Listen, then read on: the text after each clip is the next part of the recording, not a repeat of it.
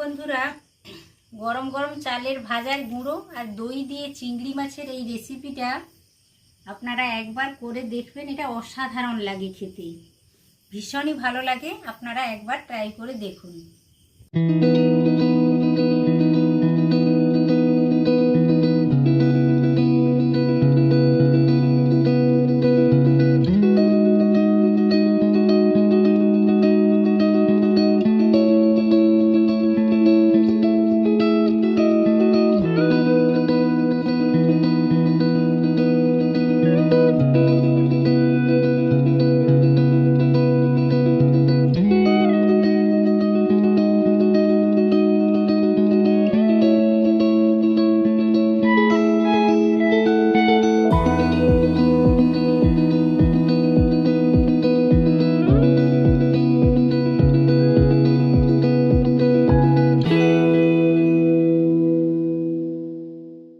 নমস্কার বন্ধুরা, গঙ্গাসাগরের বনেদি রান্না ও পরিবেশ ইউটিউব চ্যানেলে আমি সবাইকে স্বাগত জানালাম। এখন বর্ষাকাল চলছে, মোটামুটি চিংড়ি মাছ সব জায়গাতেই পাওয়া যাচ্ছে। এই দেখুন, কিছুটা পরিমাণ চিংড়ি মাছ নিয়ে আজ আমি হাজির হয়েছি একটা রেসিপি করার জন্য। এই চিংড়ি মাছটা হচ্ছে কড়া চিংড়ি। আমাদের একটা ড্রেন রয়েছে, আমাদের বাড়ি হচ্ছে গ্রামে। গ্রামে আমাদের জল নিকাশি একটা ড্রেন রয়েছে, ওখানেই চিংড়ি মাছ ধরা হয়েছে জাল পেতে। তো চিংড়ি মাছগুলো একেবারে ফ্রেশ এবং টাটকা চিংড়ি মাছ, 250 থেকে 300 গ্রাম হবে। আমি যে রেসিপিটা করতে চলেছি ওতে যদি একটু বেশি পরিমাণ চিংড়ি মাছ দিয়ে রান্না করা যায় তাহলে ওই তরকারিটা ভীষণ ভালো হয়। তো প্রথমত আমি লবণ হলুদ মাখিয়ে ম্যারিনেট করে নেব মাছটাকে। দেখুন, আমি পরিমাণ মতো লবণ দিয়ে দিলাম।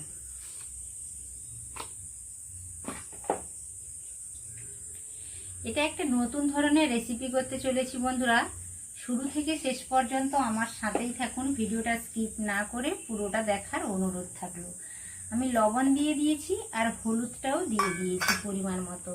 এই দেখুন, আমি একটা ছোট চামচের 2 চামচ টক দই কিছু সময় আগে থেকে ফ্রিজ থেকে বের করে নর্মাল টেম্পারেচারে রেখেছিলাম এবং ভালো করে এটা ফেটিয়ে নিয়েছি।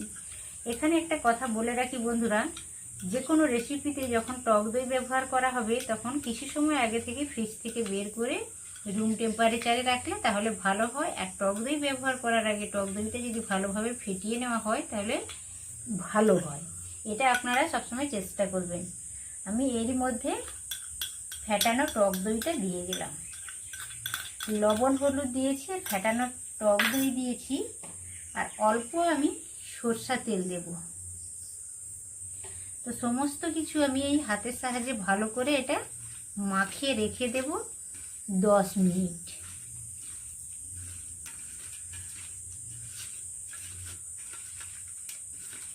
এই দেখুন, লবণ হলুদ, খানিকটা সরিষার তেল আর 2 চামচ আমি টক দই ভালো করে মাখিয়ে নিয়েছি। এবার এটা ম্যারিনেট হওয়ার জন্য 10 মিনিট আমি রেখে দিলাম।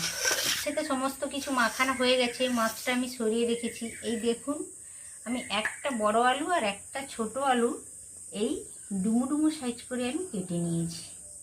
তো এই রেসিপিটাতে বেশি আলু দেওয়ার প্রয়োজন নেই, তো মোটামুটি আপনাদের পরিমাণ মতো আপনারা দেবেন, চিংড়ি মাছের পরিমাণ মতো আপনারা আলুটা দেবেন। আর এই তরকারিটা রান্না করার জন্য কি উপকরণগুলো আমি ব্যবহার করছি দেখুন। একটা বড় সাইজের পেঁয়াজ আমি খুব ছোট ছোট করে কেটে নিয়েছি, মাঝারি সাইজের টমেটো কেটে নিয়েছি ডুমু ডুমু করে, 1 চামচ আদা বাটা নিয়েছি আর 1 চামচ রসুন বাটা নিয়েছি আর কয়েকটা কাঁচা লঙ্কা নিয়েছি। আর এই দেখুন, অল্প আমি ধনে পাতা ছোট ছোট করে কেটে রেখেছি। ফোড়নের জন্য নিয়েছি একটা তেজপাতা কেটে নিয়েছি, একটা শুকনো লঙ্কা নিয়েছি, 2টো ছোট এলাচ ফাটিয়ে নিয়েছি, একটা দারুচিনি স্টিক নিয়েছি, আর অল্প আমি জিরে নিয়েছি, গোটা জিরে নিয়েছি। এটা ফোড়নের জন্য নিয়েছি। সমস্ত উপকরণগুলো আমি দেখিয়ে দিচ্ছি। আধা চামচ নিয়েছি হলুদ গুঁড়ো, আধা চামচ ঝালের জন্য লাল লঙ্কার গুঁড়ো, আধা চামচ ধনে গুঁড়ো, আধা চামচ জিরে গুঁড়ো, আধা চামচেরও কম নিয়েছি কাশ্মীরি লাল লঙ্কার গুঁড়ো।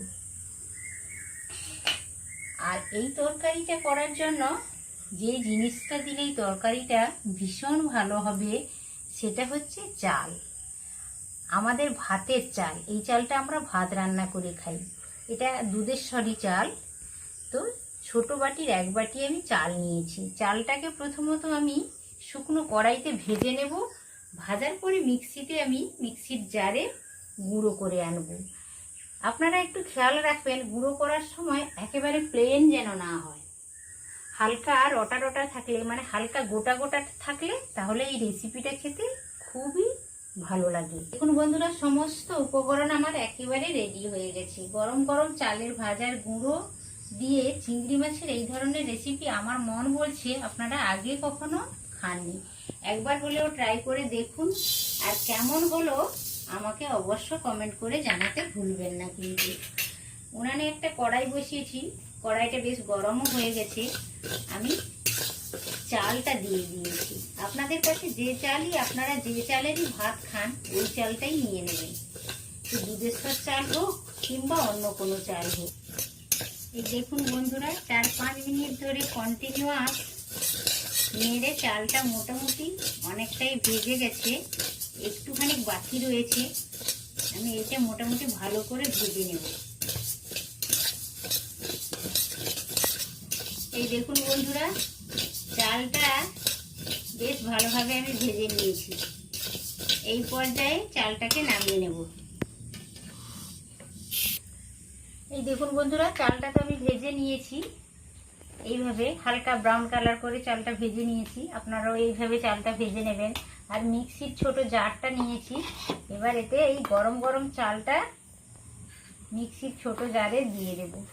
দিয়ে হালকা করে একটু বেটে নেব।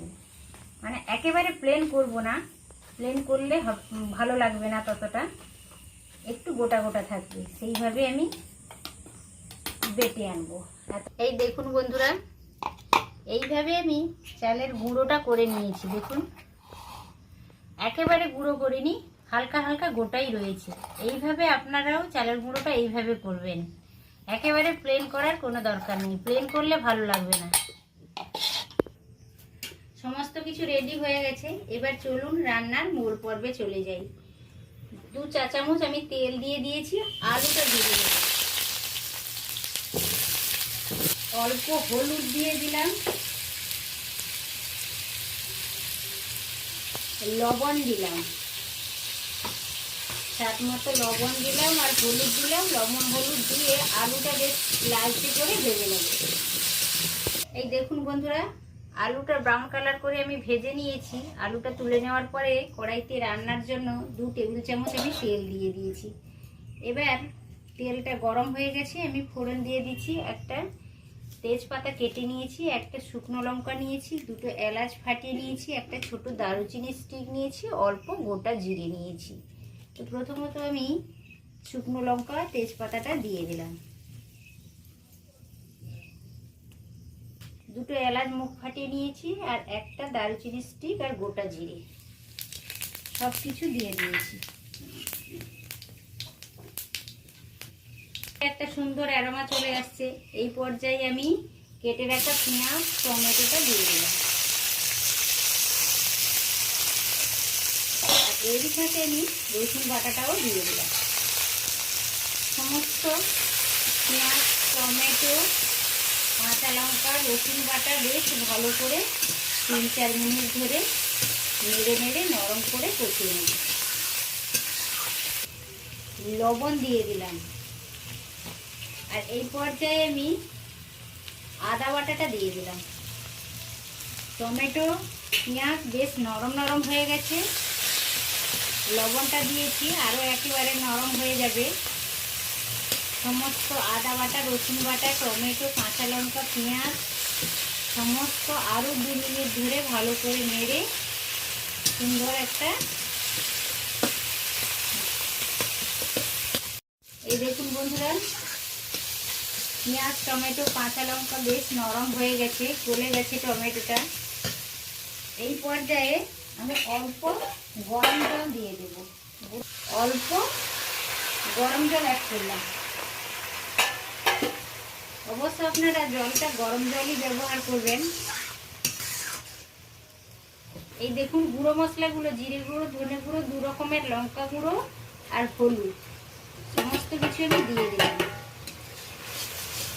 তেল ছাড়া পর্যন্ত অপেক্ষা করব। এটা ভালো করে সমস্ত মশলা 3-4 মিনিট ধরে কষিয়ে নেব। এই দেখুন মশলাটা আমার ভালোভাবে কষানো হয়ে গেছে, হালকা তেলও রিলিজ করতে শুরু করেছে। এই পর্যায়ে আমি কষানো মশলার সাথে ম্যারিনেট করা চিংড়ি মাছটা দিয়ে দেব। চিংড়ি মাছ আলাদা করে ভাজার কোনো প্রয়োজন নেই, এই মশলার সাথে ভালো করে 2 মিনিট নেড়ে ভালো করে ভেজে নিতে হবে। মশলার সাথে চিংড়ি মাছটা বেশ ভালো করে আমি 2-3 মিনিট ধরে নেড়ে নেড়ে কষিয়ে নিলাম। এই পর্যায়ে আমি ভেজে রাখা আলুটা দিয়ে দেব। আলু চিংড়ি মাছ মশলার সাথে আরো 2 মিনিট ধরে ভালো করে কষিয়ে নেব।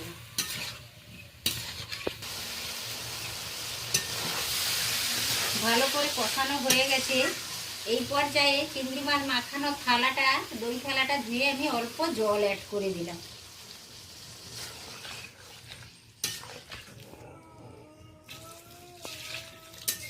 কিছুটা পরিমাণ আমি, দেখুন বন্ধুরা আমি তো এতটা পরিমাণ জল দিয়েছি, আপনারা ঠিক পরিমাণ অনুসারে ঠিকঠাকভাবে জল দেবেন।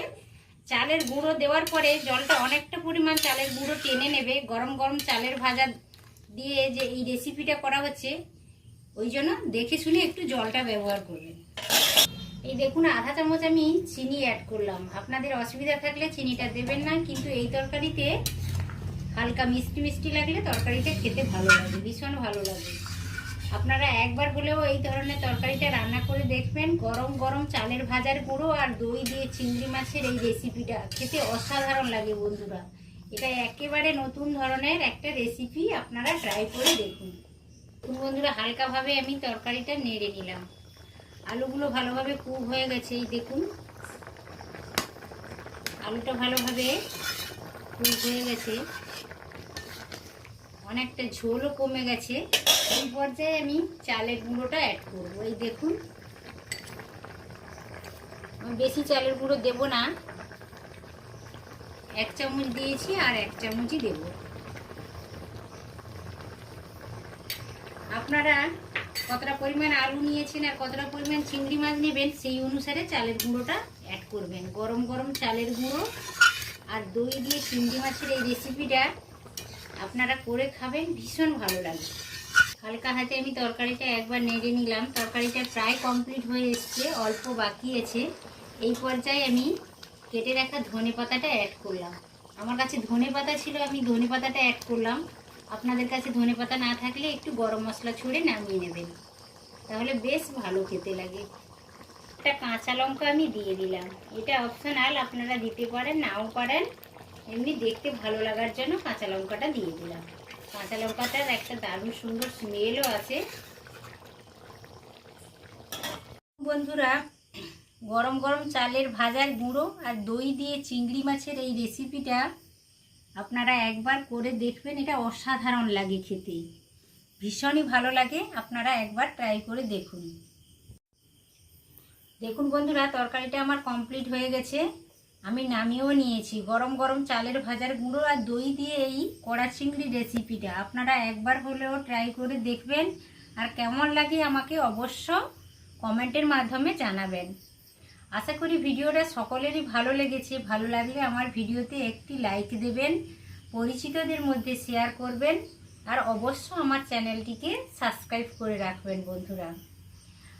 আবারও দেখা হবে আপনাদের সাথে অন্য কোনো ভিডিওতে, অন্য কোনো রেসিপির সাথে। তত সময় আপনারা সকলে সুস্থ থাকুন, ভালো থাকুন। আজকের মতো ভিডিওটা আমি এখানেই শেষ করছি। নমস্কার।